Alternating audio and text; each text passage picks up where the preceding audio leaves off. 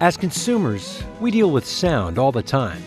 Whether you're home or on the go, it's an easy thing to push the up or down button on a TV remote, adjust the volume when listening to music from a tablet or smartphone, or turn up the sound on your car radio.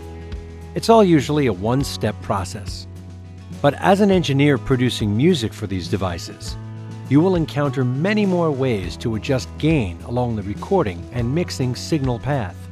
These can include volume pots on guitars, basses, DI boxes, and preamps for adjusting source gain.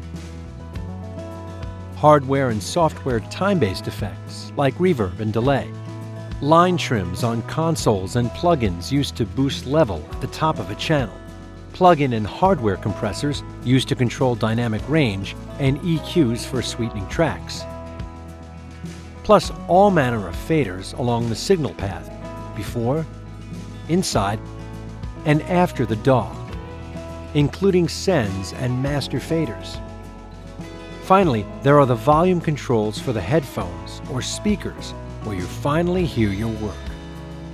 Before we learn the mechanics of setting volume along the signal path, it's important to know two important terms.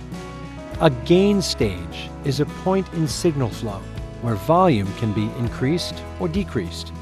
The goal is to set each stage so the signal maintains its quality from the source to the listener by preventing added distortion and noise. The second term is unity gain, the setting of a gain stage so the signal level is neither raised or lowered in level. In other words, the signal passing through a fader or pot is the same volume before and after the stage. Depending on the device, there may or may not be a determination where unity gain resides. On a fader, unity gain is marked by the number 0. On a pot, it can also be marked with the number 0 or have a detent, a point where a rotary parks itself in position, usually at 12 o'clock.